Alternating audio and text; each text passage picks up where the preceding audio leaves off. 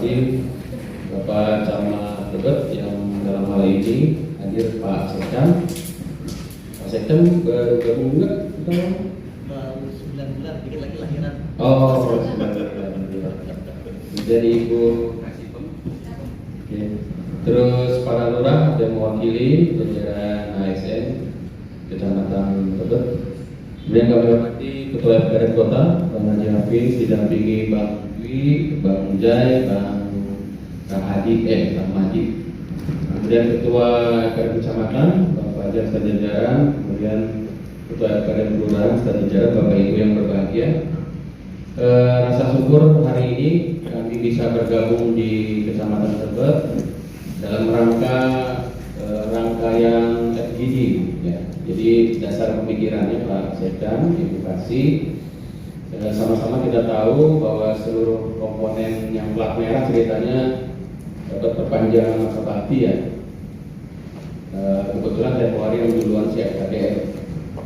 Jadi kita kembali lagi ke masa bakti yang 5 tahun. Nah, di situ kami berdiskusi dengan pimpinan kota termasuk teman-teman FKDR kota. Sepertinya harus dilakukan lagi diskusi-diskusi untuk membranding baru, ya, new branding lagi. Jadi kalau teman-teman sekarang sudah ngikutin apa yang disarankan Kesbang, misalnya kayak sekarang nih pada pakai topi Nusantara, nah itu Bali, mana lagi, Jawa Barat, mana? Jawa Tengah, Jogja. mana Jogja? Ngakal itu Banten itu. Jadi perlu saya sampaikan kepada Pak Camat dan jajaran bahwa Kespalpol itu ada komponen masyarakat yang dibina oleh kita dan didukung oleh pembiayaan APBD. Yang pertama FKUB, Forum Kerukunan Umat Beragama, itu orang benar semua, ya, Kiai, pendeta, Diku. Mereka dalam penugasannya pakai semacam rekomendasi dari masing-masing majelis. Kita ada 6 majelis agama, 6 agama. Kemudian ada FPK, Forum Pembauran Kebangsaan. Ini tokoh-tokoh etnis 34 etnis, 34 provinsi ditambah 3 etnis Arab, India dan Cina. Tionghoa. Kalau yang Arab udah ada Ketua Fahmi dari Pesanggerahan. Kalau yang Tionghoa ada dari Kebayoran Lama, Horiko. Yang India juga ada sih. India Keling, saya mewakili kan apa-apa. Ini udah lengkap, 34 provinsi ditambah 3 etnis. Kemudian mereka hanya ada di tingkat kota dan provinsi, jadi di kecamatan Serangga. Nah, terakhir baru ada yang namanya Forum Kewaspadaan Dini Masyarakat. Nah, ini pasukan cukup besar dan tugas utamanya adalah memberikan informasi awal kepada jajaran kelurahan maupun kecamatan terkait potensi terjadinya permasalahan-permasalahan. Cuma seiring dengan waktu akhirnya tugasnya jadi diperluas. Udah sama kayak PJLP, ya. Kapanpun camat pengen, kapanpun lurah pengen, udah jalan aja tuh. Kemarin kita sama-sama bergandengan tangan penanganan COVID, ya. Dari yang cuma woro-woro, kemudian jaga kandang, jaga jalan, sampai mandiin jenazah, sampai nyupirin ambulan, itu dilakonin.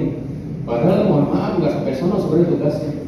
Cuma rasa syukur kita dianggap sebagai tokoh masyarakat yang punya tanggung jawab penuh di lingkungan. Ya alhamdulillah kita masih diberikan kesehatan dan bergabung untuk itu. Saya minta tepuk tangan buat kita semua dulu. Jadi hari ini kami minta kepada FKDR Kota untuk memfasilitasi diskusi. Selama kita COVID, komunikasi kita kan cuma satu arah nih ceritanya, ya.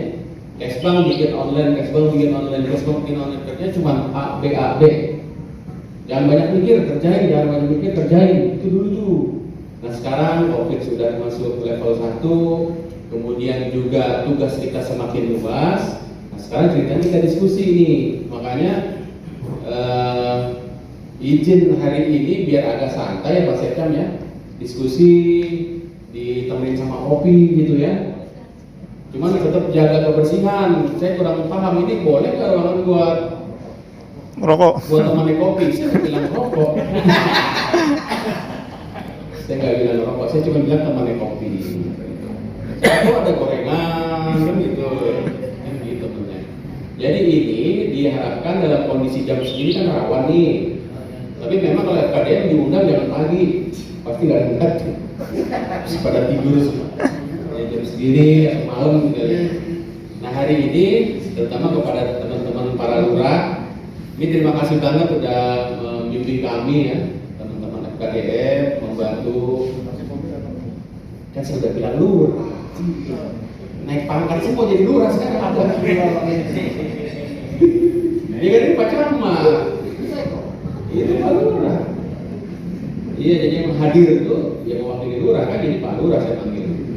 Jadi terima kasih atas pendampingan selama ini dan kami berharap ke depan yang dikoordinasikan tidak hanya bidang-bidang yang satpol, kemudian pemerintahan, tetapi satpol yang lain akan kita konsolidasikan. Kemudian kita nanti ada penajaman terkait dengan bidang. Jadi nggak ada cerita tuh kalau besok mah ketahuan si A ngerjain bidang apa, si B ngerjain bidang apa. Kagak ada bidang yang bareng-barengan, kagak ada. Dengan masa bakti yang 4 tahun berarti ya buat kecamatan kelurahan harus diisi dengan branding yang baru gitu, branding yang baru. Kemudian juga sekarang kita sudah bergabung dengan FPK menggunakan tutup kepala tradisional, tutup kepala Nusantara. Ini membedakan bahwa kita organisasi kemasyarakatan yang dibina oleh pemerintah daerah yang bisa mendukung penuh. Jadi ucapan terima kasih salam hormat buat Pak Camat, kemudian Pak Camat dari Barang Haji ya, Pak Wakil dari Barang Haji, penantian panjang juga. Makanya saya tadi ngobrol sama Bang Rahmadi. Ini kan FKDM, waduh, pasukan ormas penting banget ya. Harusnya Pak Ketua melalui FKDM provinsi minta jatah dong sebagai petugas haji lah. Minimal setahun sekali ganti orang. Tahun ini misalnya provinsi, tahun depan FKDM perwakilan Jakarta Selatan, tahun depan mana lagi? Kita kan pasti cakep. Kalau NU sama dia kan udah dapat hibah, ya kan? Udah kenyang. Kita dong FKDM harus maju, jangan kan ada dasarnya kuat nih. Pak, kami kemarin ngedukung penuh penanganan COVID, Pak. Masa tahun depan kita nggak ada perwakilan dari petugas haji, itu begitu ya? Yang cakep. Kita ada ketuanya komunikasikan sama kemarin Pak Sekda.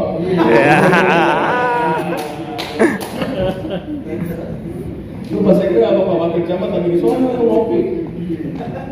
Mudah-mudahan pimpinan kita pada sehat selalu. Amin. Biasa urusan ya. Baik, kalau untuk para lurah boleh ngeliatin, boleh juga ninggalin, boleh. Jadi kita nih ASN ceritanya memberikan kebebasan kepada masyarakat untuk berdiskusi, ya. Terutama yang menurut saya yang penting banget dibahas masalah narkoba juga ya.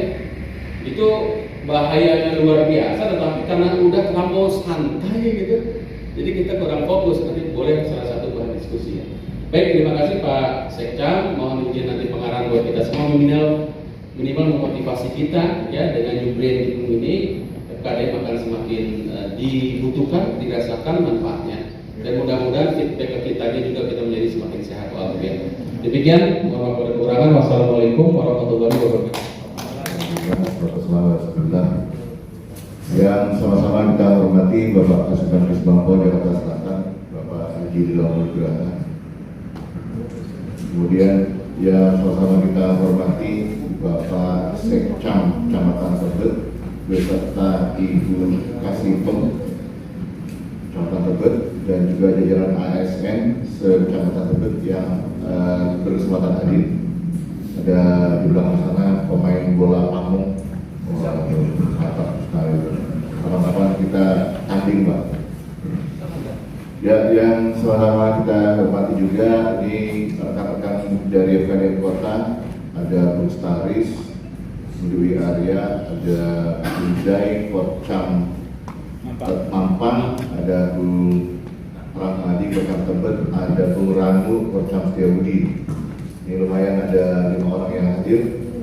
Kemudian yang saya hormati Ketua FKDM Kecamatan Tebet beserta jajaran, para ketua FKDM Kelurahan beserta jajaran yang hadir.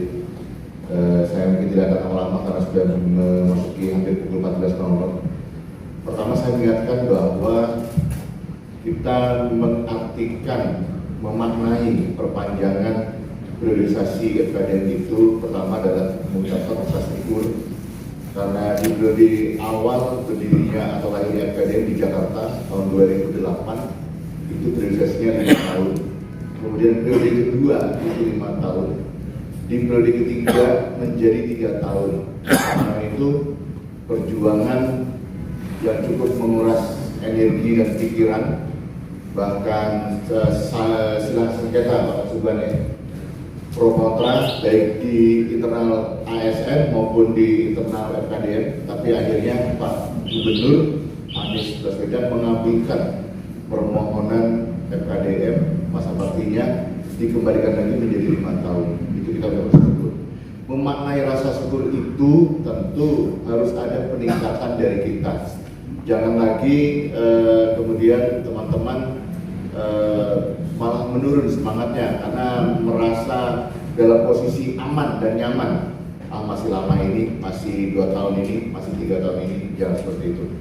Kita tetap punya komitmen bahwa di Jakarta Selatan ini tanggung jawab setiap personil FKDM itu dalam setiap bulannya memberikan pelaporan minimal sebanyak 20. Ya, minimal sebanyak 20. Idealnya itu harapan kita 30 per bulan, tapi oke lah, kita ambil ambang batas saja, per bulan itu minimal 20. Jadi kalau hari ini masih ada anggota FKDM yang laporannya di bawah 20 per bulan, itu patut dipertanyakan kemana saja dia. Begitu.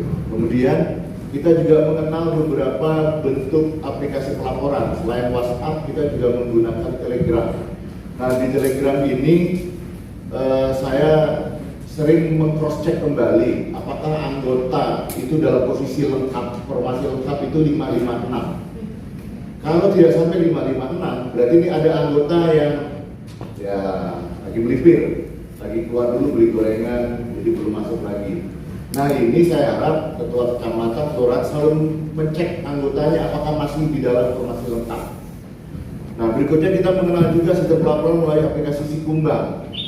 Mohon dimaklumi, aplikasi Sikumbang ini memang masih dalam rangka, masih dalam masa percobaan juga.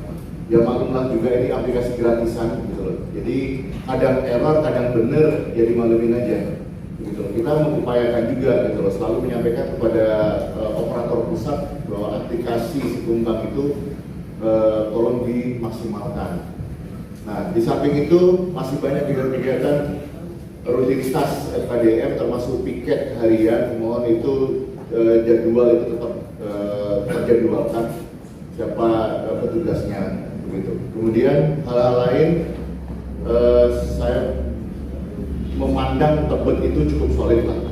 Baik kecamatan maupun kelurahan tidak ada riak-riak yang menonjol yang sampai tingkat kota. Semua permasalahan di Tebet itu bisa selesai di Tebet. Nah, kalau permasalahan lingkungan ya itu karena dinamika ya, ada pusat hiburan, ada kemudian taman eko park ya segala macam yang cukup viral, itu dinamika. Hal-hal lain saya berharap terus kemudian juga terkait dengan ini ada salah satu wilayah di kelurahan di Jakarta Selatan ini karena lurahnya baru, saking semangatnya itu sampai mengganti rompi FKDM. Saya sampaikan bahwa rompi FKDM itu final harga mati. Karena ini rompi prosesnya Pak Kasubag tidak sembarangan. Menghadap Pak Wali Kota, Pak Marwan Matali itu bolak-baliknya udah kayak apa. Sampai akhirnya deal ketok palu. Ini warna dan ini model rompi untuk FKDM dan satu-satunya seragam perusahaan FKDM. Betul Pak Kasubag? Begitu. Jadi rompi FKDM tidak ada gantinya. Mau rompi kolaborasi, mau rompi apapun itu tidak ada. Kalau ada ASN atau CSR yang mau nyumbang, silakan dalam bentuk lain.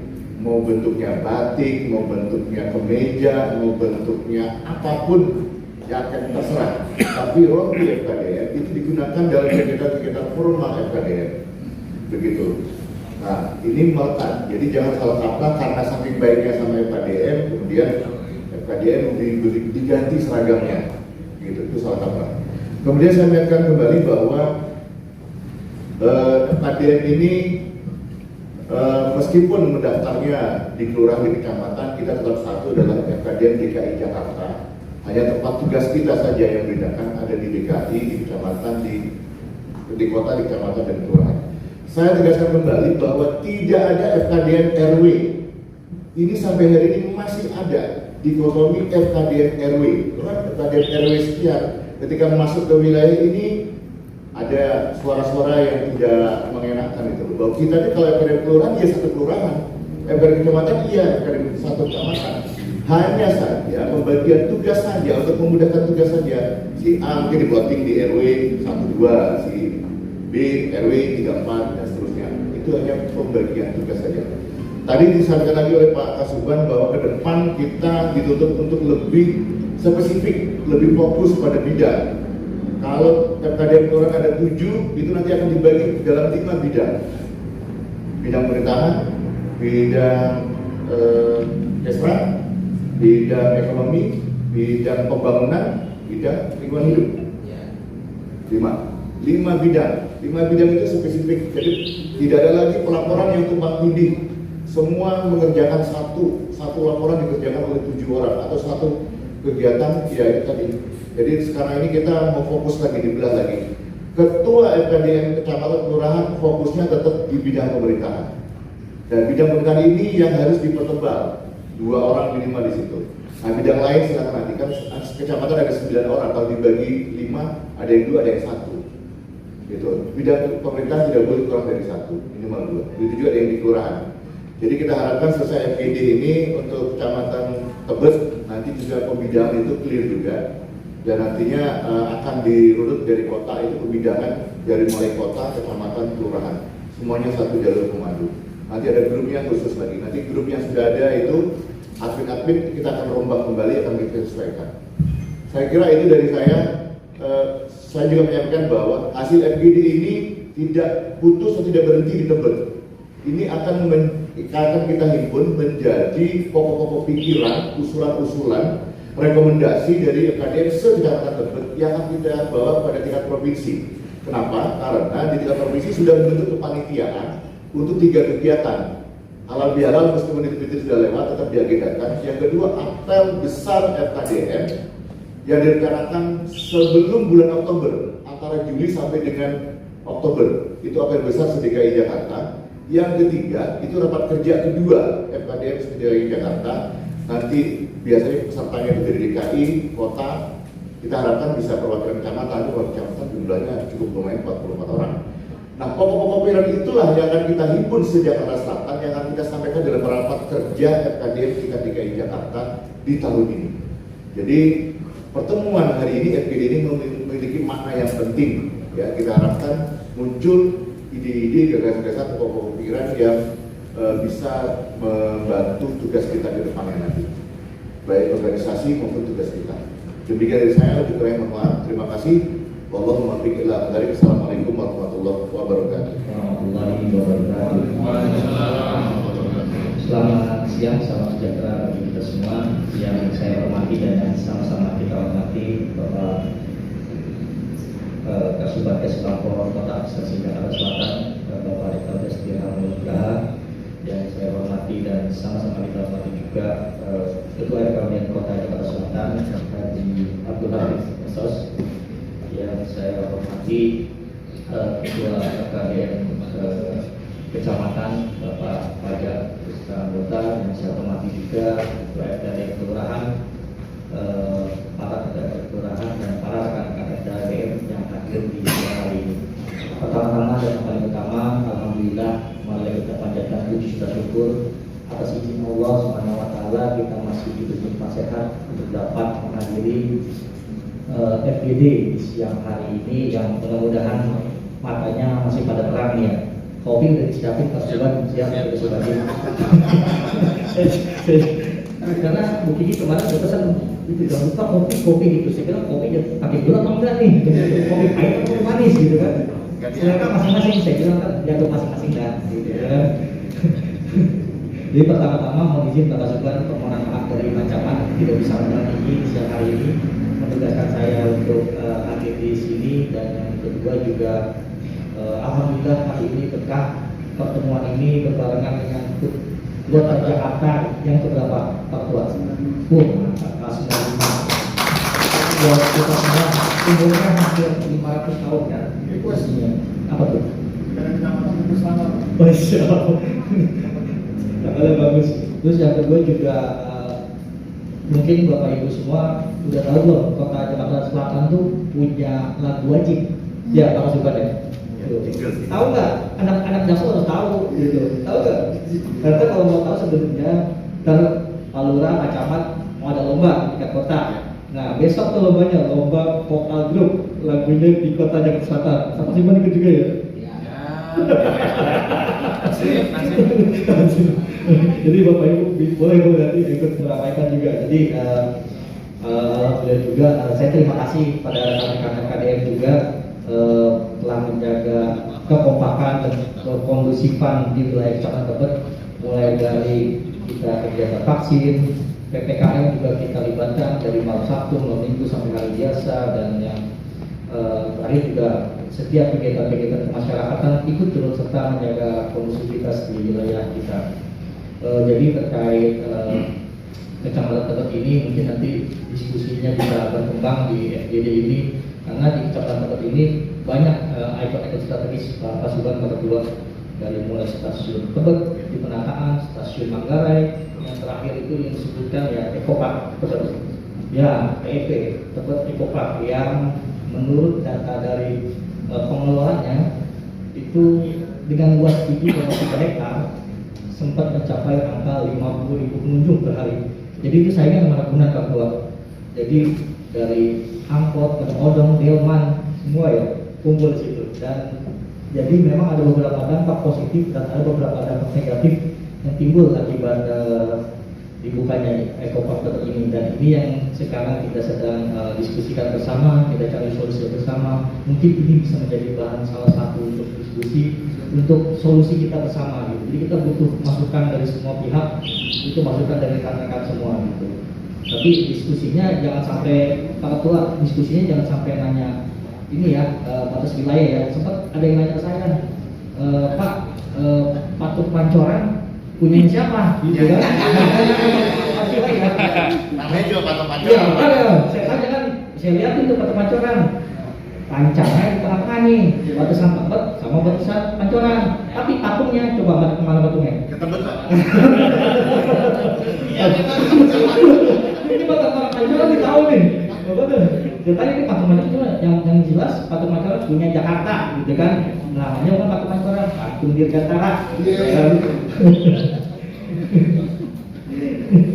Jadi mungkin juga tadi Pak Ketua juga sempat sebutkan nanti ada berbagai macam bidang ya Pak Ketua ya, bidang yang kebetulan mungkin nanti bisa menyesuaikan juga isunya, diskusinya juga dengan kita ada 3 bidang di sini, bidang pemerintahan, bidang ekstra, dan bidang pembangunan. Dulu sebenarnya pembangunan dan lingkungan hidup ada juga, cuman karena memang SOP-nya berubah. Nah mudah-mudahan ini bisa menjadi masukan kita semua nih untuk kedepannya juga untuk menjamin keselenggaranya pemerintahan yang lebih baik ke depannya. Dan mungkin pertemuan ini juga pertemuan pertama Bapak Ibu, kebetulan minggu lalu, 2 minggu lalu ini perhatikan 2 minggu pas hari ini. Jadi ini kebetulan pertemuan pertama formal ya. Pertemuan pertama formal ini Pak Subhan Pak Ketua, kasih pem ini sebenarnya rombak semua dari 7 kelurahan cuma 2 kelurahan, dan kasipem kecamatan ganti juga. Jadi dari 8 orang kasipem, 2 yang tetap, yang lain rombak semua terus ini. Jadi mungkin nanti bisa berperan ini ada Bu Kiki, Bu kasipem kecamatan, kami Dede ya, dia bisa kami. Dan ada yang tetap itu hanya Tebet Timur, Pak Yayan, dan satu lagi Pak Herisman, Bukit Duri. Nah ini ada teman-teman lagi nih, kecuali satu Pak yang masih kosong di Manggarai, masih di jabat PLT sama Pak Sarizal. Kelurahan Manggarai. Ya, Kelurahan Manggarai. Kalau Pak Didi? Pak Didi jadi sekel ya. Sekel. Sekel.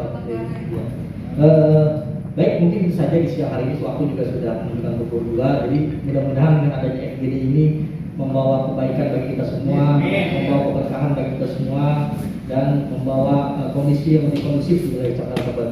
Mungkin itu saja yang bisa saya sampaikan sebelum mengakhiri. Karena ini hari ulang tahun Jakarta, saya boleh pantun nggak? Boleh. Cakep. Coba. Oh iya. Cakep. Goblok. 1, 2, 3. Bang Jakir beri permata. Wah, cakep. Oh, kok Jakir sih? Permata ada terjemahannya. Wah. Selamat ulang tahun Kota Jakarta. Maju kotanya, bahagia warganya.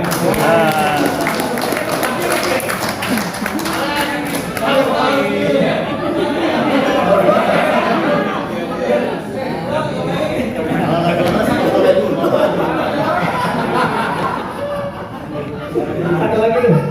Lanjut. Burung Irian dari Cendrawasih. Cukup sekian, terima kasih. Yang paling saya, Assalamualaikum warahmatullahi wabarakatuh. Bukan orang lama, orang baru, tapi baru di Tebet. Saya lama di Pancoran. Pancoran sudah hampir dari 2013 akhir, pasca menjiring sebuah warga pada saat di camat, saya sudah di kecamatan Pancoran. 9 tahun Bu ya? Iya, makanya terlalu lama, takutnya nggak terlalu apa. Sebenarnya saya takut aja kalau kerja masih di situ ya, karena ya udah tahu lah kalau di situ kan udah gimana nya kita udah paham ya. Nah di sini juga yang baru nih Pak, saya di pemerintahan kemarin Ekbang, jadi koordinasi saya ke Satuan Lingkungan Hidup, ke Pertamanan, terus ke SDA. Nah kalau FKDM dengan wilayahan baru, nah ada urusan tanah nih juga kayaknya tambah PR saya mesti belajar lagi karena buat saya urusan tanah kan tadi krusial, saya harus benar-benar ya memilih Pak Camat termasuk ya hati-hati karena banyak kepentingan. Terus kalau untuk FKDM saya secara pribadi mungkin saya sudah kenal satu mungkin dengan ini dari waktu ya sudah kenal. Itu dari Pancoran juga Bu? Karena udah kenal banget. Sebelahnya Henry Bu? Pak Henry saya malah agak, Pak Henry dari mana ya? Jadi buat yang dari Tebet ini tuh sudah salam kenal. Bu Kenudin. Oke, salam kenal juga Kota Pak. Mampang Bu. Saya senang FKDM ini jadi nambah pertemanan, silaturahmi juga makin luas. Terus FGD ini tambah ilmu lagi Mak dengan adanya pertemuan FGD ini. Mudah-mudahan saling belajar. Minta bimbingannya juga dari Bapak mungkin juga satu sama lain. Kalau memang saya masih ada kekurangan atau ilmu yang belum saya pahami, mohon di info aja dengan senang hati. Ya, siap dengan senang hati Pak. Jangan sungkan-sungkan. Kami saya jam berapapun saya siap kok. Tadi malam yang WA itu saya Ibu. Oh, siap. Siap. Jadi mohon maaf kalau saya masih ada kekurangan nih. Tapi kalau nyanyi saya udah nggak bisa nyanyi. Iya. Nyanyinya buat sendiri aja, jangan buat bersama-sama deh. Itu aja mungkin, mohon maaf kurang lebihnya. Waalaikumsalam warahmatullahi wabarakatuh. Katanya mau nyanyi itu Bu, jingle Jakarta Selatan. Nggak hafal saya, Oh, karena Pak. yang diwajibkan itu lurah sama camat. bukan Sama saya. sama kayak Sudan. Terima kasih Bang Dwi. Izin Pak Surya. Assalamualaikum warahmatullahi wabarakatuh. Saya hormati Pak Kompol Kota Administrasi Jakarta Selatan. Yang saya hormati Ketua FKDM Kota Administrasi Jakarta Selatan beserta jajaran selaku mentor kegiatan MGD. Yang saya hormati Ibu Kasibom. Salam kenal Ibu. Saya kebetulan juga baru di sini. Ini pertemuan yang keempat. Tadinya memang saya rencananya berdua Bang Yasin memang mengider Pak. Namanya anggota baru ya kan. Udah sepantasnya keluar lah sama teman-teman senior FKDM baik di wilayah di tingkat kota, kecamatan maupun kelurahan. Cuma karena memang tugas yang begitu padat,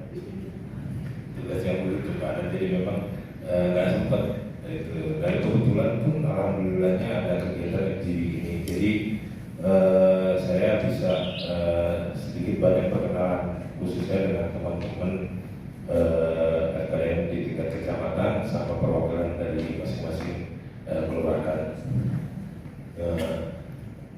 Izin perkenalkan, nama saya Umar. Saya sebelumnya di Kesbangpol Provinsi DKI Jakarta, khususnya di bidang Indowaspam.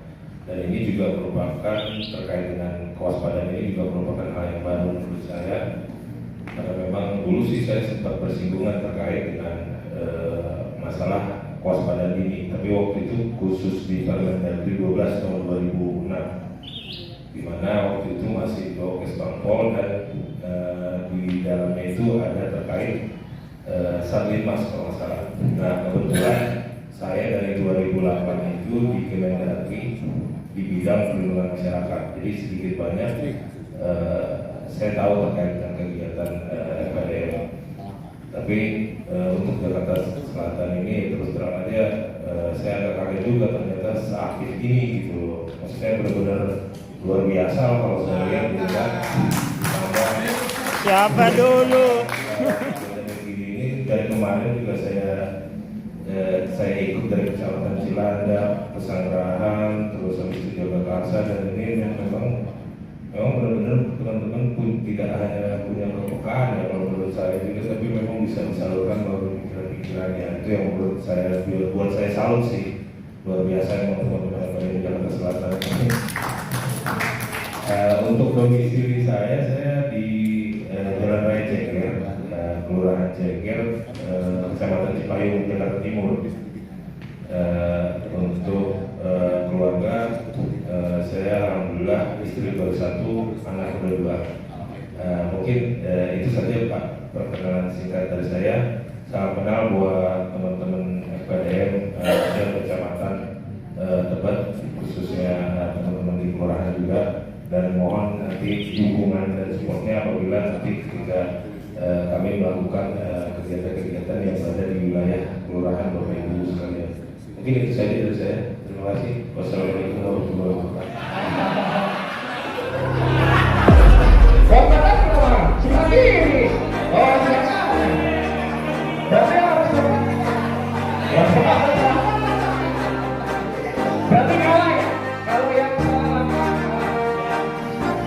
Lalu langsung dari yang kalah langsung dari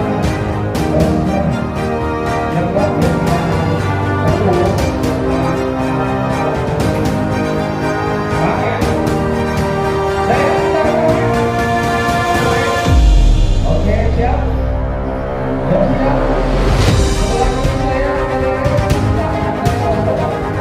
Yang kalah langsung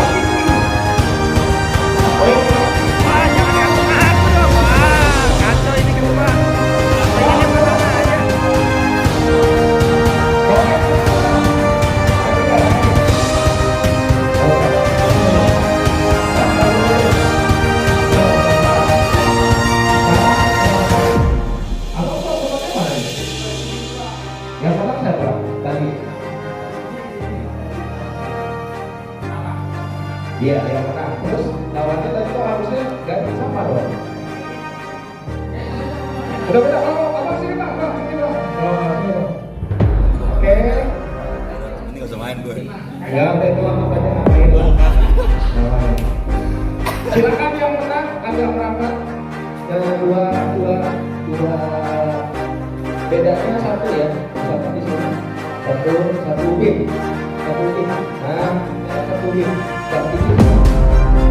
Beda satu.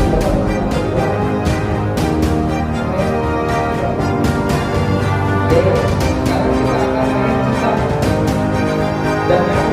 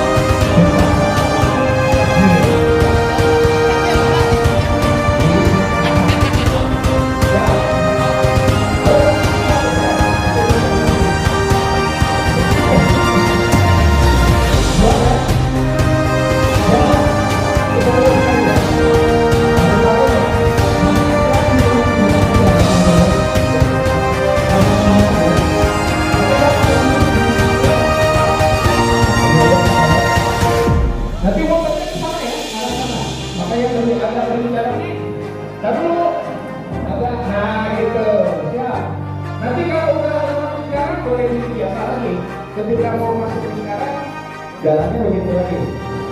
Siap? Oke? Apa yang depan putar ke kanan ya? Kita dicoba ya.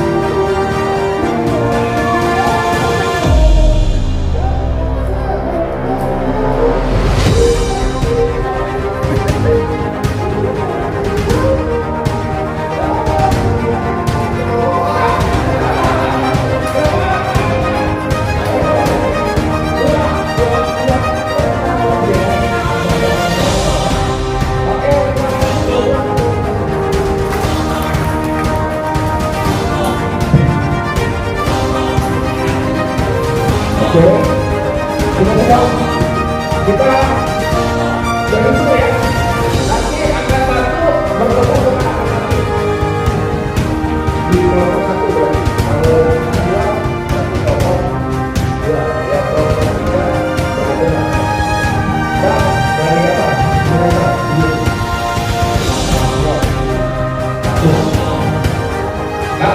dua.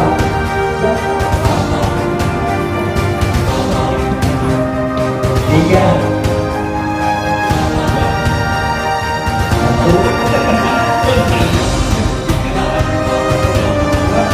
Oke, silakan satu, dua, dua. Bebas dua.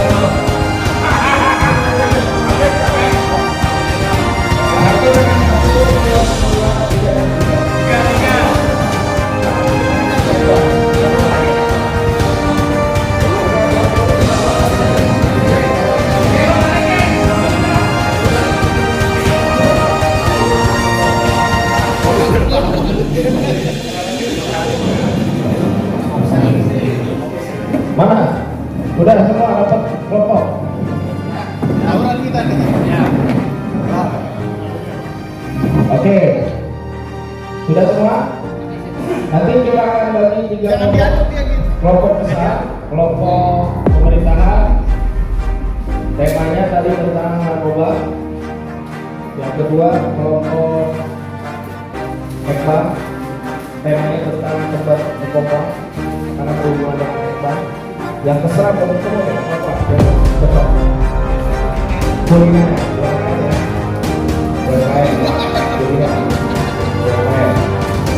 Jadi nanti kita akan berkali yang mereka boleh ya, nanti mereka kalau kita butuh 3 orang saksi pokok jangan pilih siapa yang mau jadi mewakili corona silakan orang.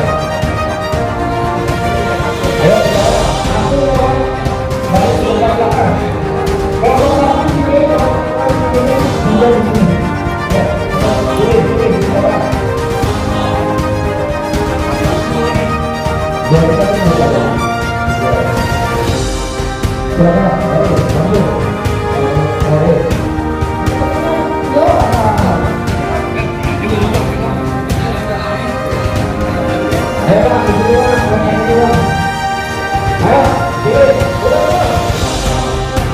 Udah.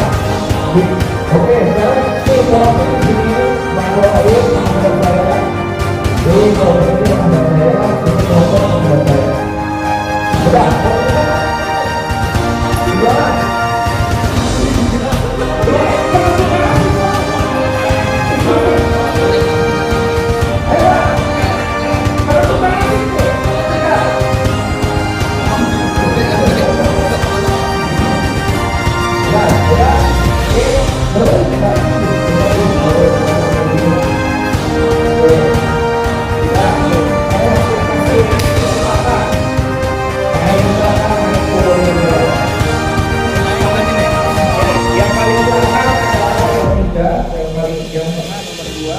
Yang baris depan nomor 1. Ketika saya bilang Dor, yang nomor 3 paling belakang langsung sebut isi, yang tengah nomor 2 Toka, yang pertama langsung nembak Dor manapun. Isi, Toka, Dor, langsung nembak. Iya, nembak, kamu mau nembak mana? Yang ini nembak harus membalas lagi. Boleh. Gak bisa mulai. Mau bukan silakan. Dia bukan, saya kasih satu menit. Besok bukan nih. Itu coba ya. Kita coba berapa kali. Konsentrasi ya. Dor.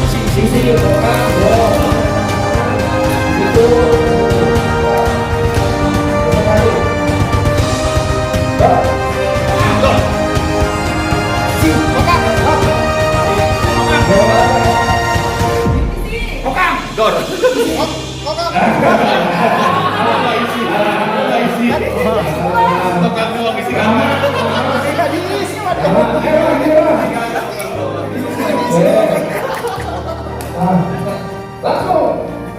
Berapa? Yang juara pertama boleh langsung pindah. Sudah siap? Terima kasih. Dor.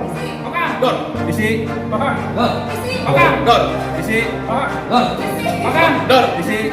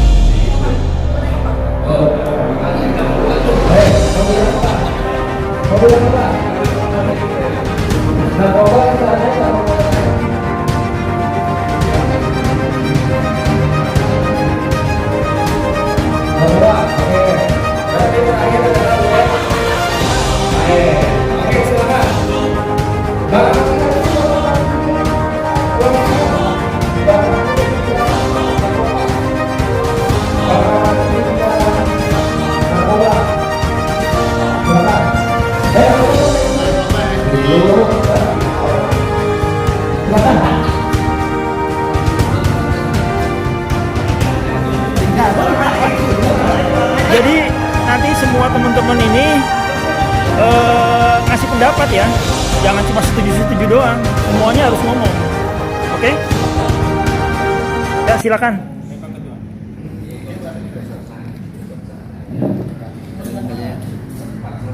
Untuk yang daerah Manggarai itu khususnya di daerah RW yang di daerah bandara itu kan sering terjadinya tawuran akibat mungkin ini salah satunya adalah pemicunya akan masuknya peredaran narkoba yang diselingi dengan masuknya barang haram itu pasti terjadinya tawuran antar warga terlebih dahulu sebelum barang itu masuk. Jadi kita antisipasinya itu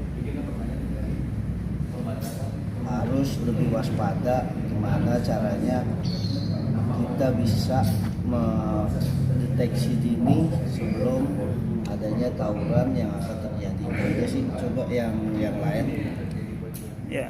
Jadi gini, menurut saya ya, selama ini yang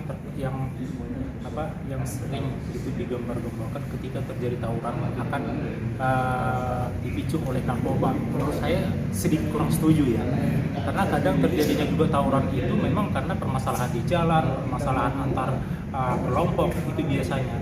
Tapi selama ini Manggarai beberapa tahun terjadi sana tawuran itu belum. Saya juga pernah diskusi dengan kepolisian juga dan pihak terkait juga yang terkait bahwa bukti-bukti itu belum bisa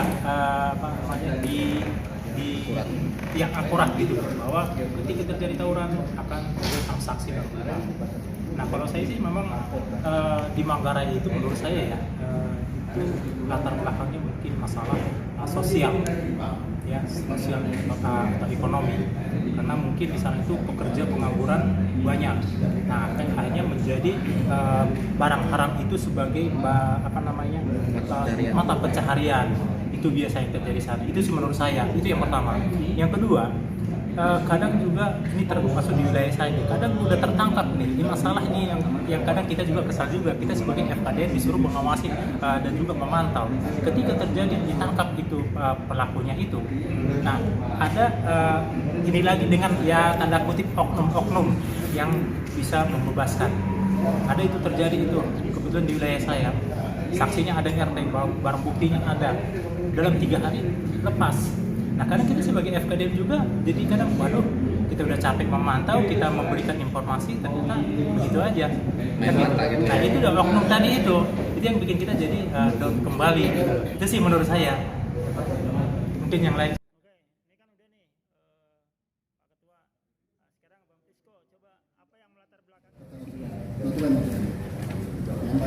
Ya. Silakan Bang. jelas sih, udah jelas seperti yang disampaikan sama Pak Ketua. Kalau segala permasalahan itu intinya kan masalah sosial ya. Pengangguran tuh dampak sosialnya luas banget. Jadi kalau masalah narkoba ini nggak dimanapun pasti ada, karena orang yang minta mata pencarian. Kurang lebih secara gambaran seperti itu dulu sih Bang. Selain sosial, ada nggak yang melatar belakanginya? Ya banyak sebenarnya sih, cuman orang tuh berani berbuat itu karena kebutuhan diri ya, kebutuhan diri akan untuk makan, karena jual barang haram itu paling mudah. Mau jual minuman, jual narkoba, ya itu sih yang paling mudah emang. Apalagi di kelas dengan masyarakat yang pemahamannya kurang. Jadi itulah cara satu-satunya bertahan hidup mereka mungkin. Itu aja. Oke. Selanjutnya Bang James. Oke, kalau dari saya mungkin menambahkan, mungkin dari sisi sosial mungkin ada narkoba, cuman makin kemari makin berkembang dengan gaya hidup. Artinya dengan menjual narkoba keuntungannya diraih itu besar, gaya hidup semakin tinggi. Oh, jadi yang melatar belakangi bisa gaya hidup ya? Berkembang, artinya awal itu sosial, iya. terus berkembang menjadi gaya hidup. Dia menjual narkoba, keuntungan besar, dia pengen beli ini, beli itu, kesampean. Yang sekarang ini handphone lah, handphone itu ya bukan hanya kebutuhan, gaya hidup lebih besar gitu kan. Untuk tren segala macam jadi berkembang seperti itu. Demikian. Oke. Ini tadi udah 3 poin nih. Gaya hidup, sosial, kebutuhan hidup. Tambahan lagi mungkin dari latar belakang di wilayah ya. Kalau dari narkoba yang di Kebon Baru itu biasanya dari segi apa ya, kebiasaan dia di tempat lain dimasukin ke wilayah kita. Nah seperti kita lihat di Kebon Baru ini yang ngontrak dia udah biasa nih di sana, terus udah di blacklist, dia pindah ke wilayah baru Kebon Baru. Emang sih secara sosial itu bergaul.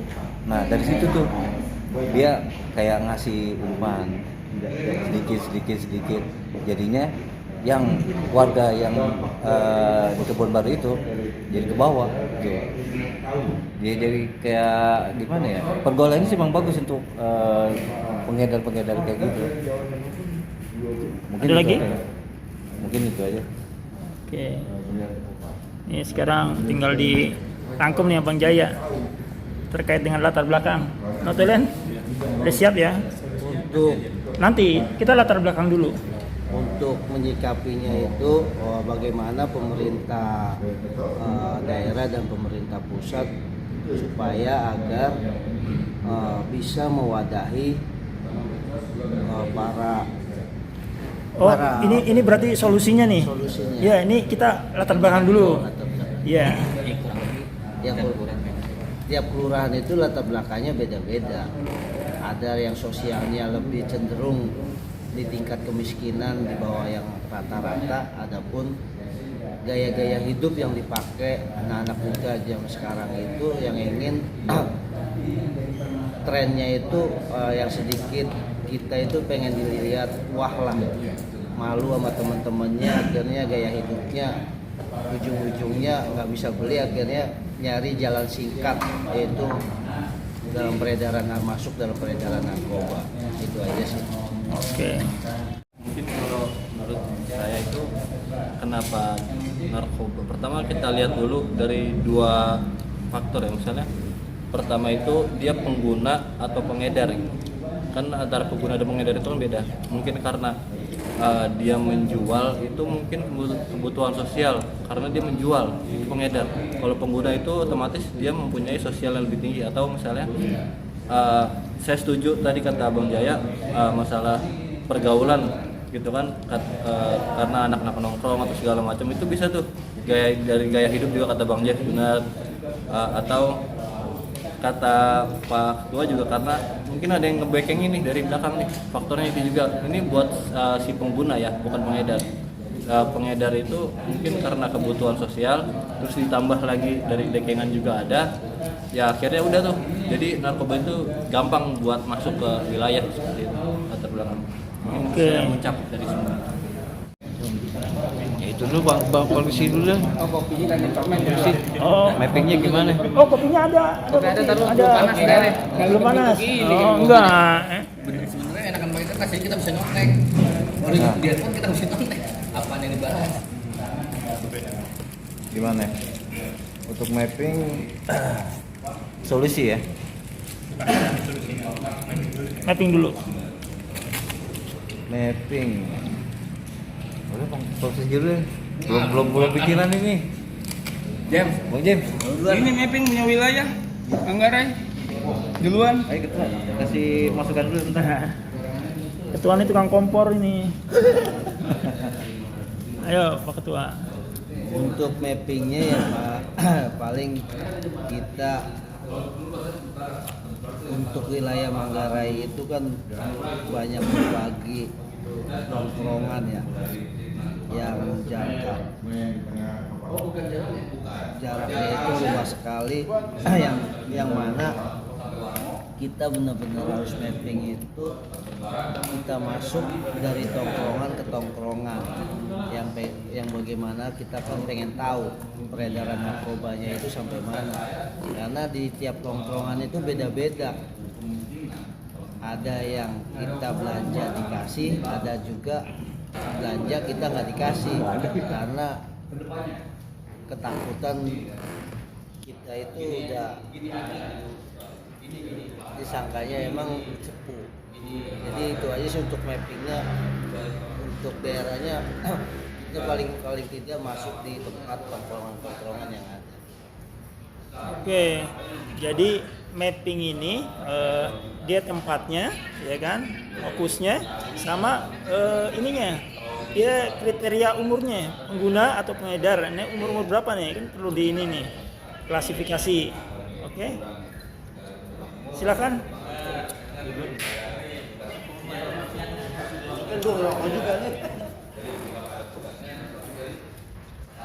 Siapa dulu nih?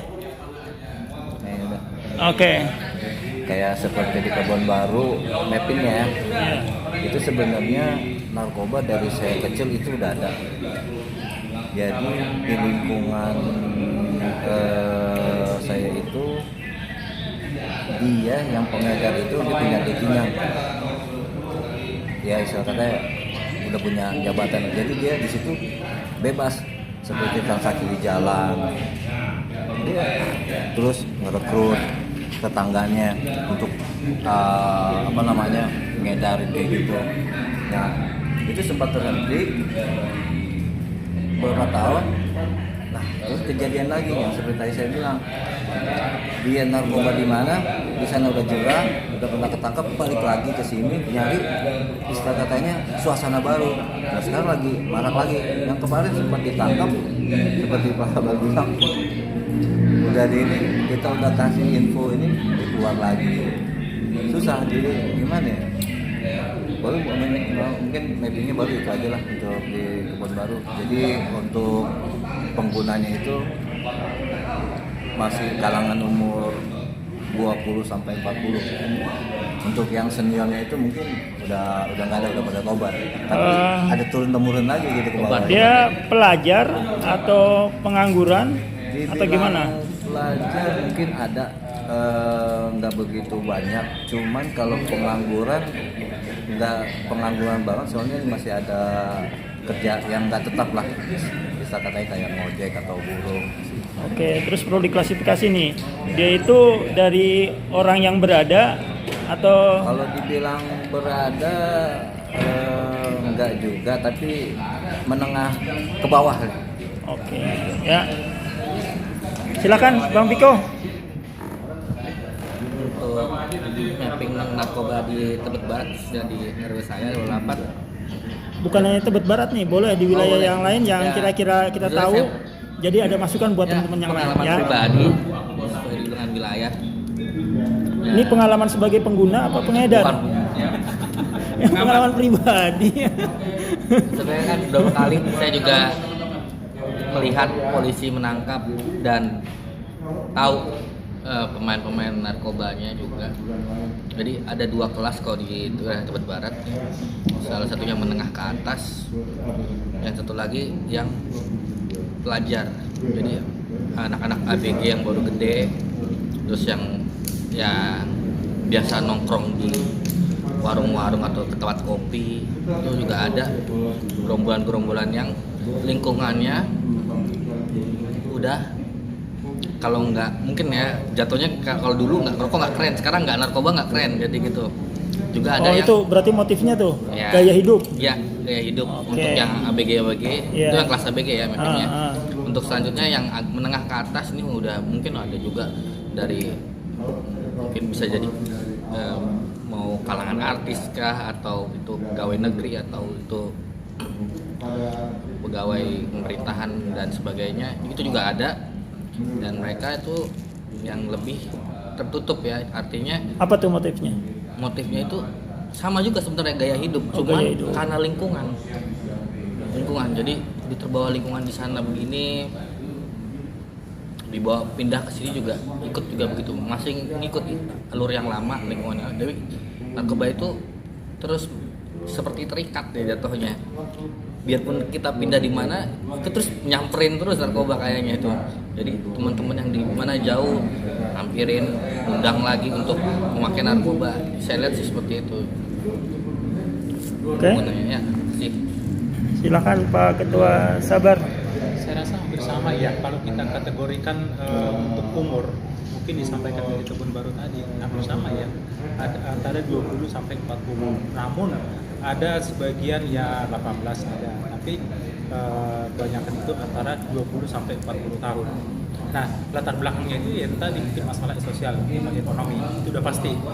Ya, kalau khususnya mungkin di wilayah kami ya, itu kebanyakan itu di rumah-rumah ya sederhana.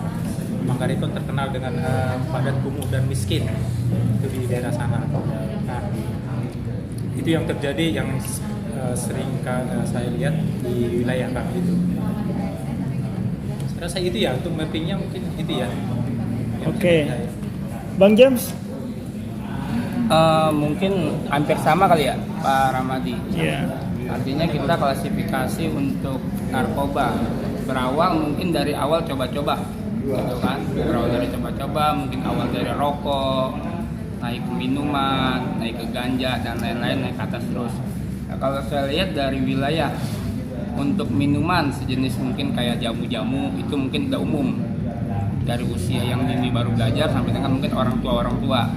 Itu kalau untuk jenis yang kayak sabu segala macam itu satu sudah gaya hidup.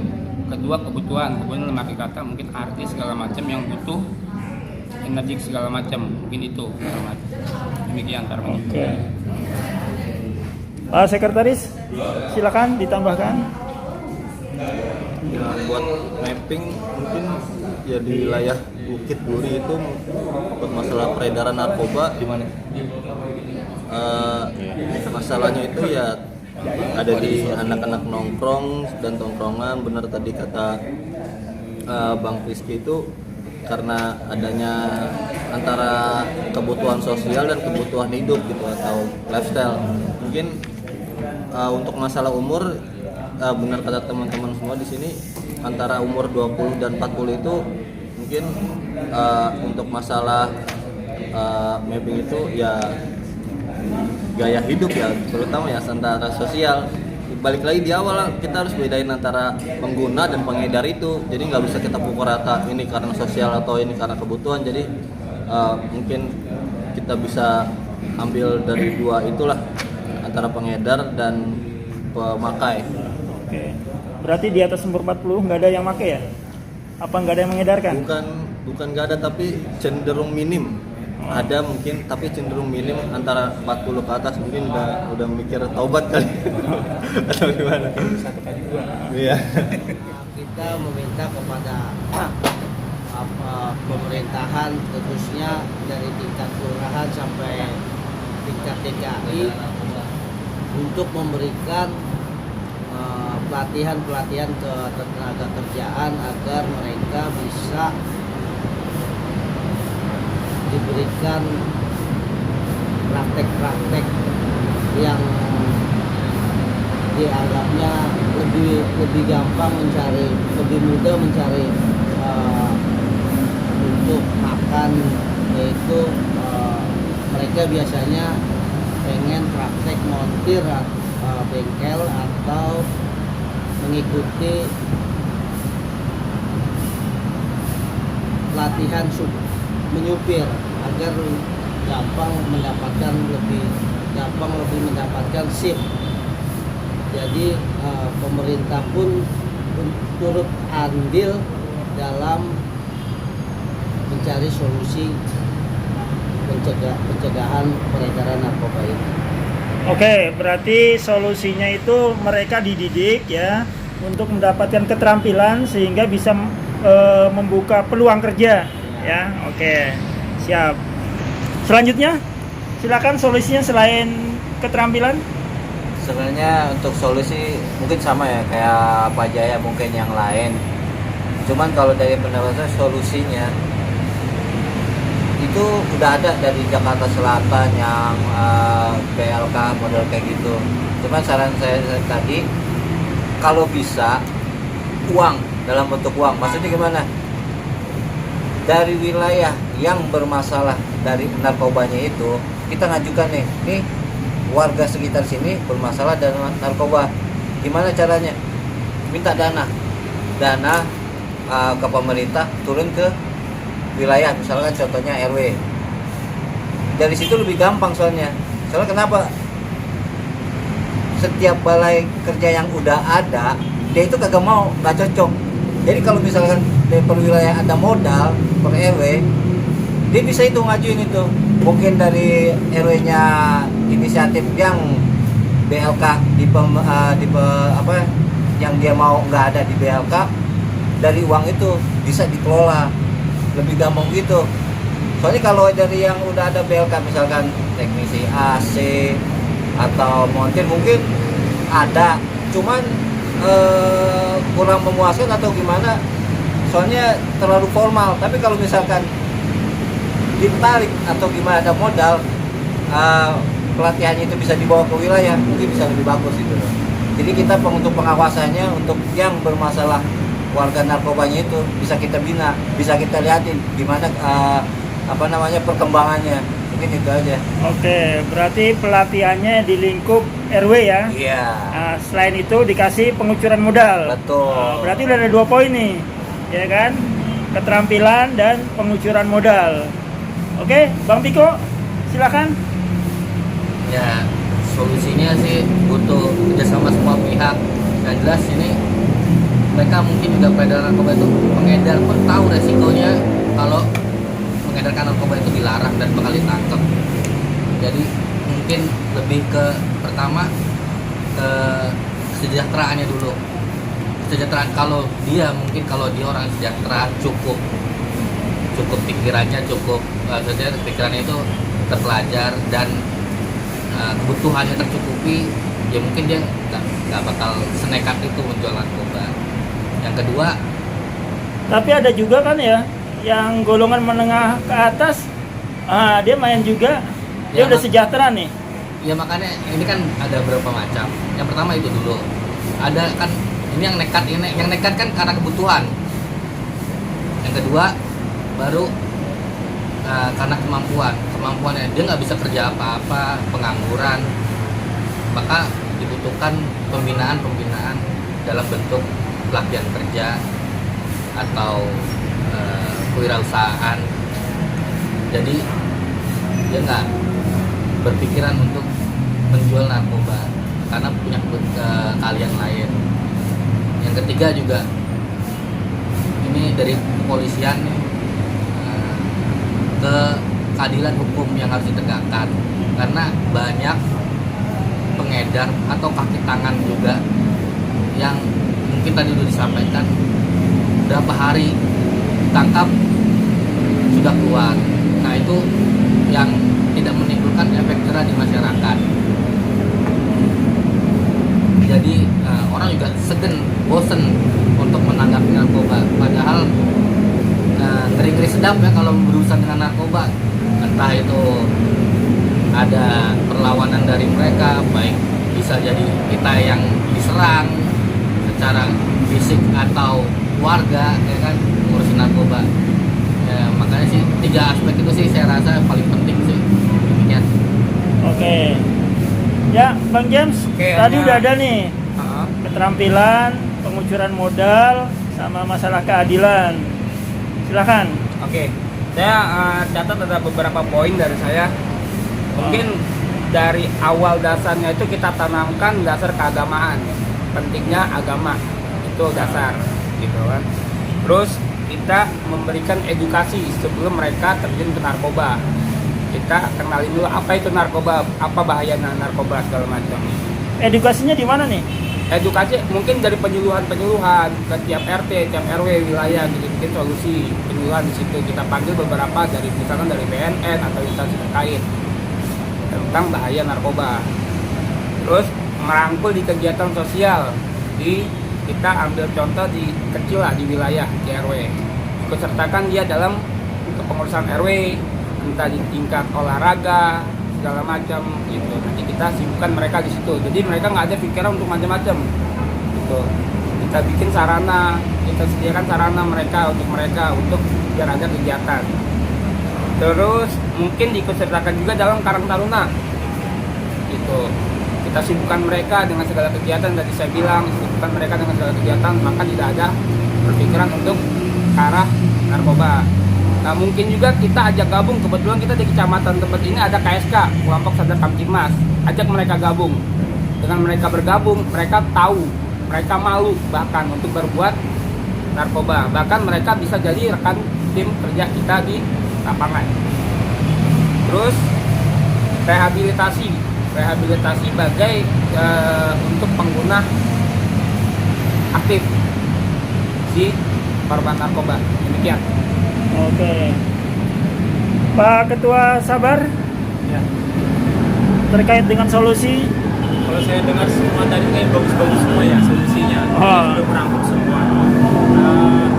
Saya mungkin ada tambahan aja untuk solusi kepada mereka yang pemakai ataupun pengedar.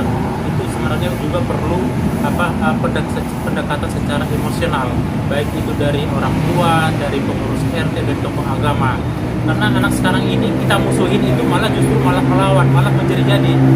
Nah, menurut saya perlu pendekatan kepada mereka juga. Itu yang pertama. Yang kedua, untuk masalah pembasmian narkoba ini. Jadi menurut saya itu perlu ada sinergi antara 3 pilar ya dengan masyarakat dan tokoh-tokoh masyarakat di wilayah setempat. Kenapa? Kalau hanya kita masyarakat atau hanya kita yang berbuat untuk menangani maupun informasi menurut saya kurang efektif.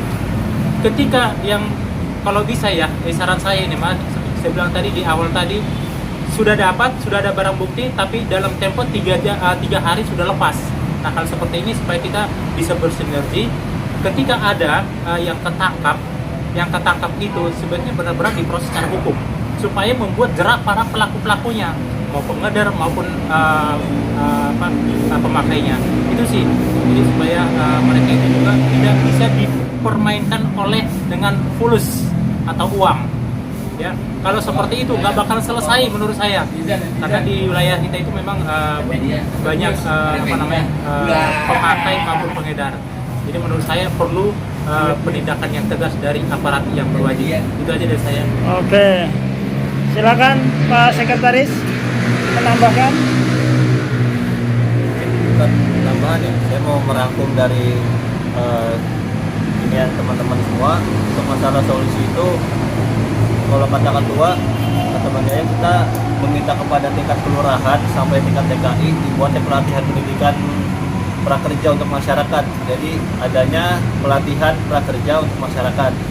Terus yang kedua itu solusinya adanya dana keuangan dari pemerintah untuk masyarakat melalui RW dan kelurahan atau bahkan sampai tingkat kecamatan pemerintahan untuk modal untuk pembuatan usaha. Yang ketiga itu kasih kebutuhan untuk masyarakat. Untuk pihak kepolisian harus ditindak tegas dan adanya hukuman efek jera untuk pengguna dan pengedar. Dikasih kebutuhan itu ditanggulangi kebutuhan masyarakat dan langsung penyebabnya karena faktor ekonomi atau apa. Jadi harus kebutuhan masyarakat itu harus dipenuhi. Terus yang keempat itu perdalam agama dan adanya edukasi mengenai bahaya narkoba. Ajak pengguna atau pengedar untuk bersinergi keanggotaan kecamatan atau kelurahan. Dan yang terakhir, yang kelima, pendekatan emosional terutama dari orang tua dan lingkungan, adanya penanganan yang sigap dan tegas dari anggota 3 pilar, dan jangan adanya lagi-lagi suap untuk para pengguna dan pengedar. Jadi hukum tindak tegas tanpa adanya suap untuk membebaskan para pengguna dan pengedar tersebut. Oke. Yang saya hormati hadirin dan jajaran FPM Batak yang kesempatan mendampingi dari peserta MPD dari beberapa kelompok. Kita dari bidang ekstra, dari kelompok 1 bidang ekstra yang membahas UMKM.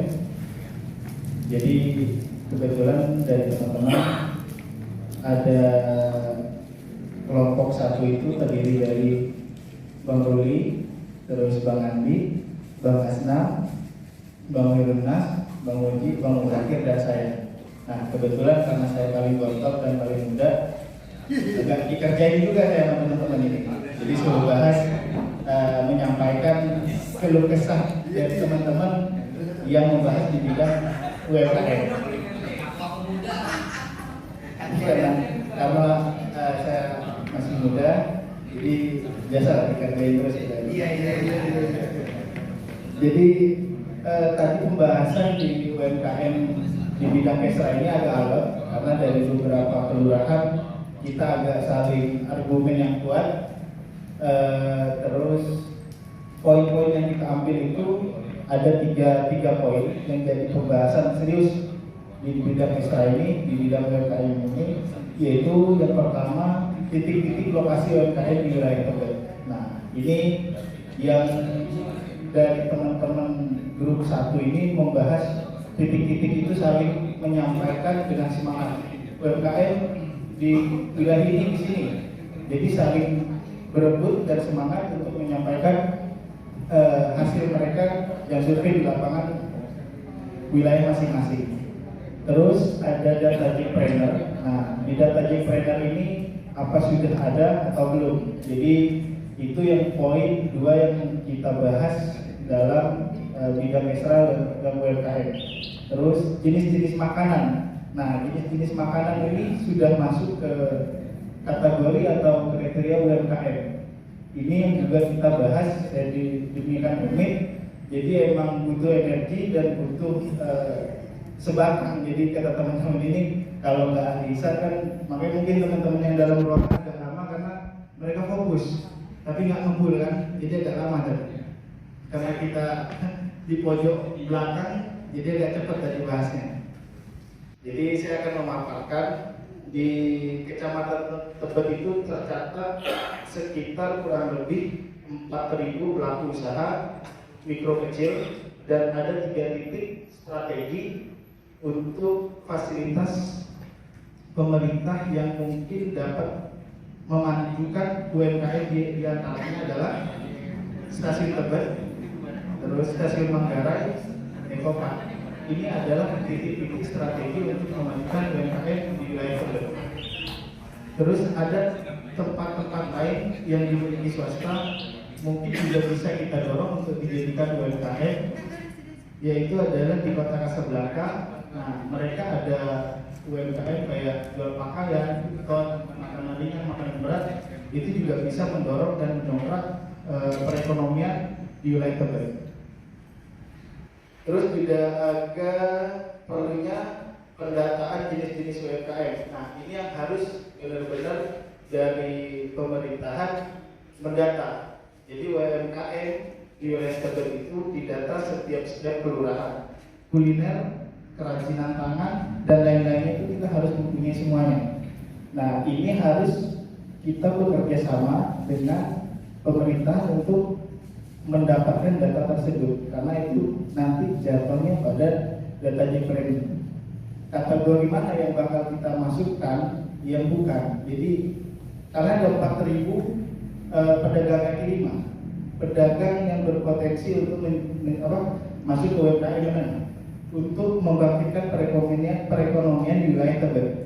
ini harus serius kita bahas. Jadi tadi ada beberapa masukan dari teman-teman, kayak di Bukit Duri. Itu Bukit Duri di Stasiun Tebet, dia bagian sisi Bukit Duri. Di sana ada UMKM yang siap saji, ada minuman ringan-ringan, terus di RW 4 juga ada di sana, terus di Pasar Putaran yang berada di titik RW 1 dan 2 itu juga ada sayuran dan sembako. Nah, di situ juga harus kita fokuskan, kita data apakah masuk dalam kategori untuk UMKM atau Jackpreneur ini. Terus ada lagi pasar kaget yang pada setiap hari Sabtu itu harusnya dirapikan supaya tertib. Jadi nggak ada sisi kanan atau sisi kiri, terus didata siapa aja, mana aja, titik-titiknya supaya rapi. Nah, itu akan menjadi ciri khas di Bukit Duri tersebut untuk di pasar kaget. Terus ada di Kelurahan Manggarai Selatan itu di Jalan Manggis, Jakarta, Al-Barkah. Terus ada di pasar kaget juga. Jadi lumayan banyak pasar kaget ini juga.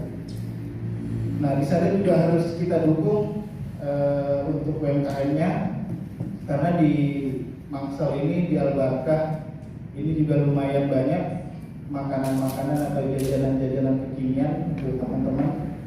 Terus di Manggarai ada Stasiun Manggarai. Nah, Stasiun Manggarai ini aslinya berpotensi untuk dijadikan acuan, karena di sana adalah sentral dari stasiun, karena Gambir kan udah nggak beroperasi, dipindah ke Manggarai. Nah, di sana emang harus betul didata dan siapa dan apa yang masuk ke sana, itu harus menjadi konsentrasi kita.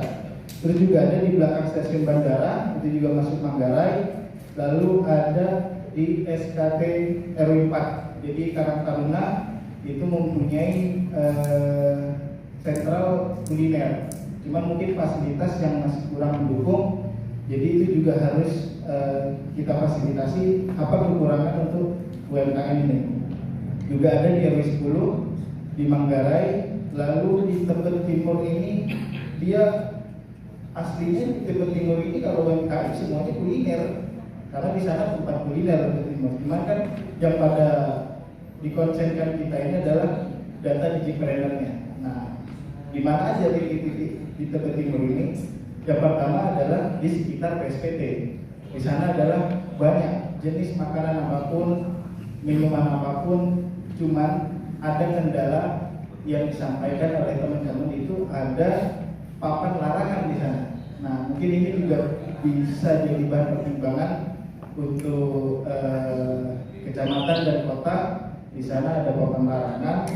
Apa misal kita gunakan ini untuk fasilitas UMKM atau gimana? Nah, ini kan nggak mungkin kita melanggar papan ini. Nah, cuman mungkin ini adalah keluh kesah dari teman-teman. Di sana berpotensi karena banyak sekali di sana kuliner-kuliner. Terus di Ekopark juga di sisi timur juga di sana Tebet Timur menyampaikan. Lalu di Tebet Barat sama, karena ini adalah perbatasan mereka. Tebet Barat Ekopark sisi baratnya, lalu di Pasar Jaya dan wilayah. Nah, mungkin ini bisa kita akomodir untuk di wilayah Tebet ini kira-kira di mana yang untuk dijadikan sentral lagi untuk atau food court atau UMKM yang seharusnya emang kita dorong. Terus di Menteng Dalam ini ada Kokas, kebetulan Kokas berada di Menteng Dalam. Terus di parkiran Bidakara itu memang banyak, mereka tinggal fasilitasnya kita konkretkan dan kita bina atau diseragamkan atau apa. Terus ada kantin di samping Hotel Bidakara, lalu di belakang SD 0102 di RW 12 itu juga banyak di sana UMKM. Jadi tinggal kita bina untuk penyeragaman atau masuk kategori di data di Jackpreneur. Lalu di Kebon Baru ini karena tadi kita nggak ada di kelompok kita yang dari Kebon Baru, jadi yang kita pahami adalah di stasiun dan di depan gerbang RW 1. Nah, ini adalah detail pembahasan yang tadi tarik ulur dengan teman-teman. Kita harus jenis-jenis makanannya apa aja yang untuk dimasukkan ini. Jadi ada makanan ringan, terus minuman-minuman siap saji yang kekinian, cemilan, jajanan-jajanan ringan seperti pisang goreng, pizza, burger, somai, dimsum dan sebagainya. Jadi dari UMKM ini kita sangat berharap betul pada pemerintahan untuk mendata dan memfasilitasi yang sudah ada, mendata yang belum sekiranya masuk ke UMKM.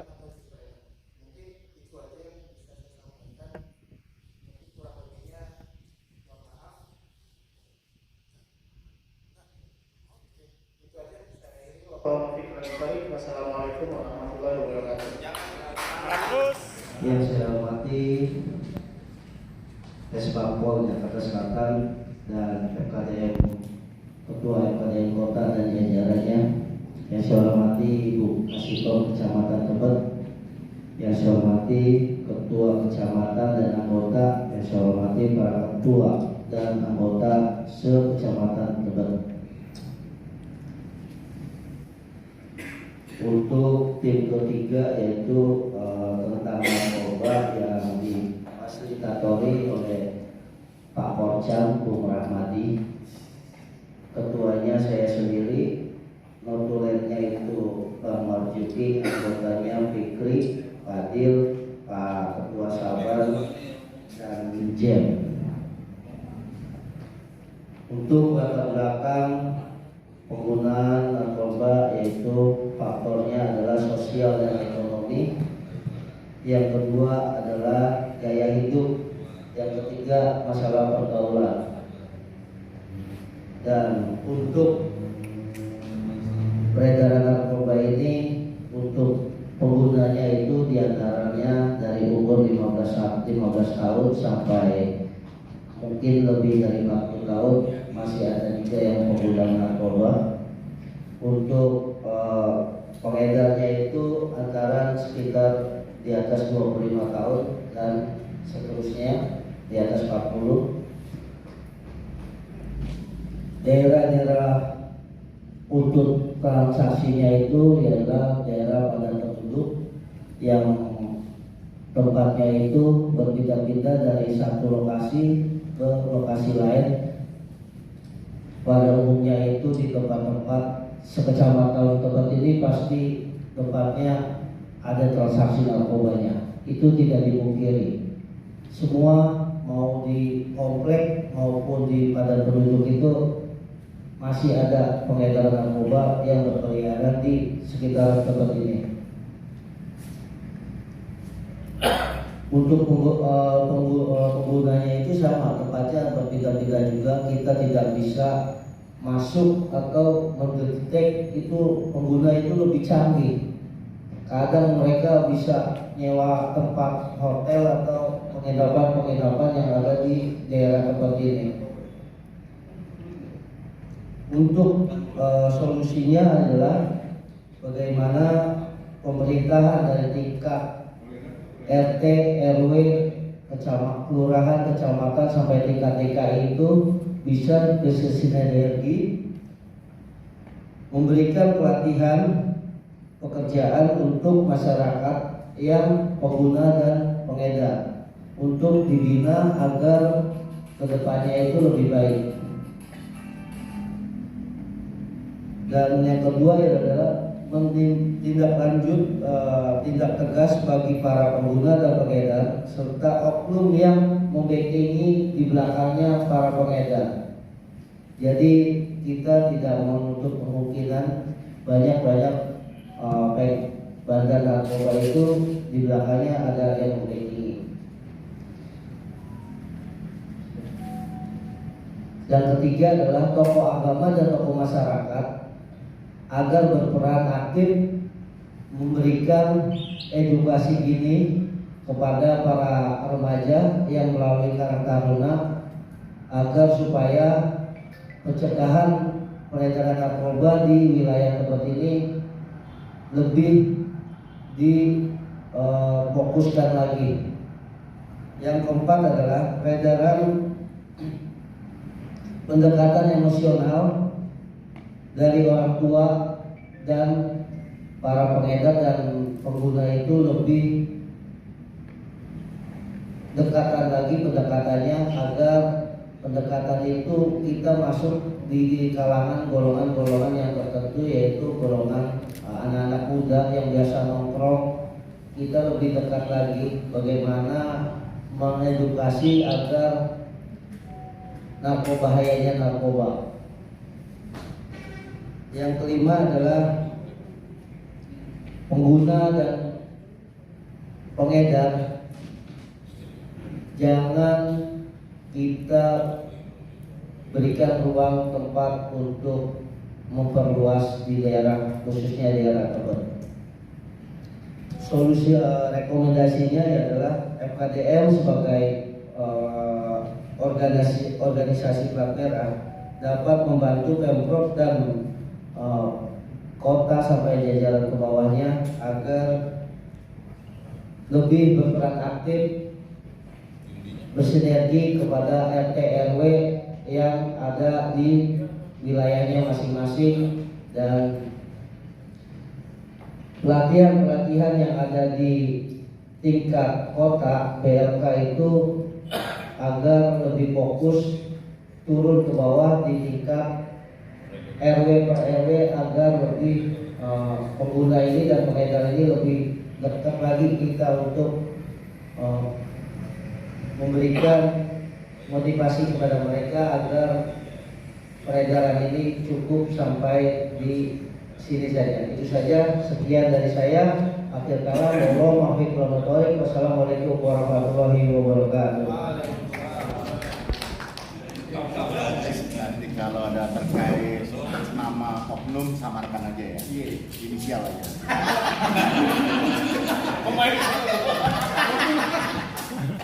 Pemain tempat sekop.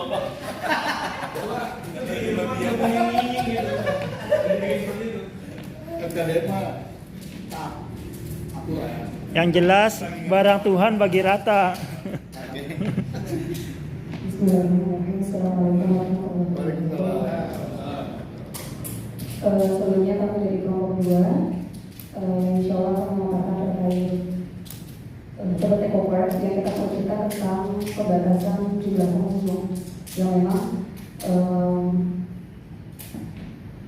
berkaitan dengan tadi kemacetan lalu lintas, lahan parkir liarnya, juga pedagang kaki lima yang memang menggunakan bahu jalan maupun bahu jalan yang terbuka. Kemudian yang terhormat Bapak Kasuban, Kesbang Polda Administrasi Jakarta Selatan, Bapak Dirhamul Ibraha, yang terhormat juga jajaran FKD tingkat kota, yang terhormat Ibu Kasito kita, Ibu Sadia, FKD tingkat kecamatan, dan tingkat kelurahan yang saya hormati. Di sini tadi saya paparkan terkait Eco Park Tebet yang menjadi concern yang sedang viral, baik dari saat pembukaan itu tanggal 23 April pada bulan Ramadan, yang masih masa-masa Ramadan, dan sampai hari ini ternyata memang masih jadi topik pembahasan utama, bukan topik utama sih, cuma memang di Tebet ini menjadi pembahasan utama. Bahkan sekarang sudah jadi pokok bahasan di Jakarta Selatan, mungkin di DKI Jakarta juga ya. Sebenarnya kapasitas Tebet Eco Park sendiri adalah 10.000 pengunjung. Namun beberapa waktu lalu pernah melonjak sampai 60.000 pengunjung. Tentu ini menjadi banyak sekali dampak-dampaknya. Kemacetan lalu lintas, terutama orang-orang yang melintasi jalanan tersebut, yang biasa sehari-hari melintasi kawasan tersebut, juga pada warga sekitar yang merasa terganggu. Kami di sini mencoba menganalisis kenapa sih Tebet Eco Park ini bisa sampai membludak. Pertama, memang dibuka pada saat bulan puasa, itu sudah masuk libur sekolah, juga adanya pelonggaran PPKM. Artinya banyak sekali masyarakat, euforia masyarakat yang menjadikan Tebet Eco Park ini menjadi taman wisata yang sebenarnya memang difungsikan sebagai taman kota untuk fasilitas warga sekitar untuk berolahraga, yang memang kita butuhkan, fasilitas yang memang dibutuhkan masyarakat sekitar. Namun menjadi beralih fungsi menjadi taman rekreasi, di mana berbondong-bondong warga Tebet dan di luar Tebet, bahkan di luar Jakarta hadir. Dampak juga dari berbagai sosial media yang memviralkan Tebet Eco Park ini. Bahkan saya pernah lihat flyer di sosial media, ada salah satu mungkin warga itu kalau nggak salah daerah mana ya, di luar Jakarta, yang apa namanya ya, bikin bikin apa sebutannya ya, artinya gini, rombongan dengan biaya 50.000, biarpun sangat gratis ya, Tebet Eco Park itu kan gratis, cuma untuk transportasinya dan sebagainya, artinya dia membuka paket wisata lah ya, paket wisata. Jadi artinya luar biasa sekali Tebet Eco Park ini dijadikan lokasi tur untuk warga di Jakarta, bahkan di luar Jakarta. Dan tadi jumlah pengunjung yang membludak, yang bahkan sampai 60.000 pengunjung, tentu mereka banyaknya bawa kendaraan pribadi. Biarpun memang sudah disosialisasikan, sudah dihimbau untuk memakai transportasi umum, banyak juga yang memakai transportasi umum, tapi lebih banyak juga yang menggunakan kendaraan pribadi. Artinya sekarang concernnya adalah yang tadi kita bahas tentang lahan parkir. Lahan parkirnya itu dia ada di bahu-bahu jalan, bukan cuma di trotoar. Kalau di bahu jalan artinya sangat mengganggu pengguna jalan yang melintas. Terus juga ternyata ada juga banyak sekali pedagang kaki lima. Memang ini mungkin salah satu peningkatan ekonomi di Tebet. Namun tadi mungkin baiknya akan lebih baik kalau dikelola, ditertibkan. Banyak keluhan warga sekitar yang memang bilang ternyata sampah banyak juga. Setelah Eco Park tutup, pedagang mulai pergi, sampah juga masih berserakan, artinya tidak dibersihkan, tentu sangat mengganggu.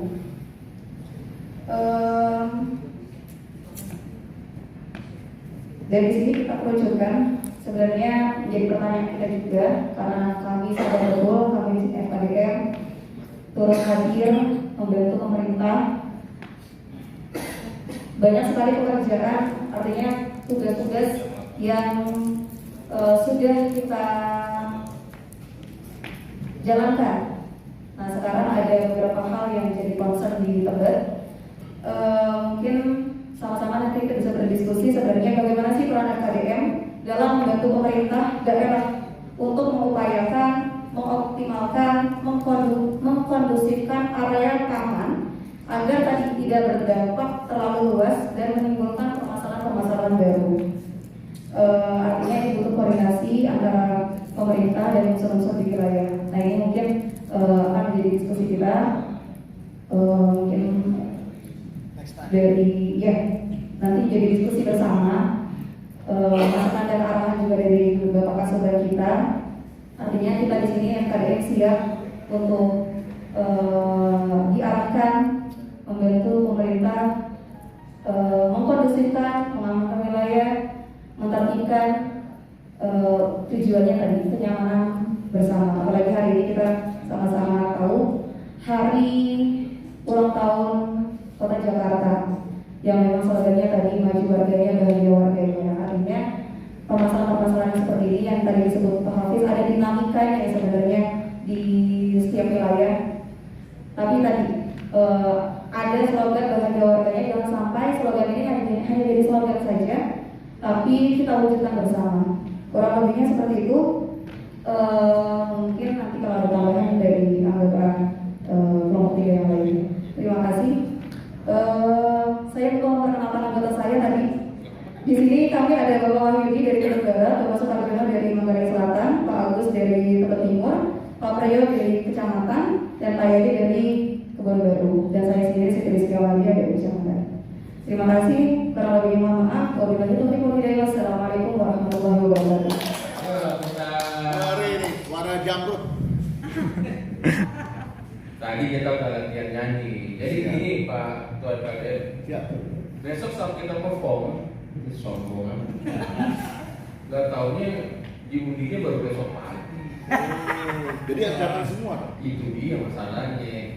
Tadi kan kita mau ngandelin kebayaran baru tuh. Misalnya jam 11 kan enak, atau jam 2 kan enak. Lah sekarang jam 8 tuh udah di Solo. Harus standby, Pak.